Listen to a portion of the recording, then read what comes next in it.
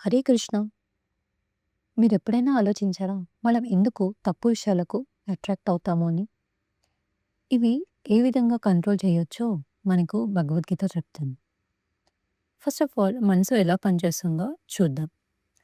Chocolate తిన్నాక మనకి చాలా హ్యాపీగా ఉంటుంది. అలాగే గేమ్స్ ఆడినా లేదా టీవీ చూసినా టైమే మర్చిపోతాం. ఇది ఎందుకు జరుగుతుందంటారు? మన కళ్ళు, చెవులు, నాలుక, ముక్కు, చర్మం అనుభవాలను సేకరిస్తాయి. తర్వాత ఆ జ్ఞాపకాలు సడన్‌గా మన మనసులోకొస్తాయి. అప్పుడు మళ్ళీ మళ్ళీ చేయాలనిపిస్తుంది. ఇలా అడిక్షన్స్ మొదలవుతాయి. కానీ కొన్నిసార్లు ఇవి ఆరోగ్యానికి లేదా మనసుకి హానికరమవుతాయి. సో, మనము ఇప్పుడున్న యోగా నుంచి ఇవి కంట్రోల్ చేయొచ్చంటారా? లేదు. ఇవి చాలా టెంపరరీగా కంట్రోల్ చేయొచ్చు. కానీ మనకి యోగాలో ఎక్కువ బాడీ పోసెస్ గురించి మాత్రమే చెప్తారు. కానీ భగవద్గీతలో కృష్ణుడు చెప్పారు. నిజమైన యోగా అంటే మన సెన్సెస్ అన్నిటిని దేవునిపై తిప్పడం. కృష్ణుడిని ధ్యానించినప్పుడు మనసు ఉన్నత స్థాయిలోకి వెళ్ళి నిజమైన ఆనందం కలుగుతుంది.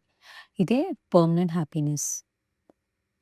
అయితే మనకు భక్తి నుంచి మనం ఎలా కంట్రోల్ చేసుకోవచ్చో చూద్దాం.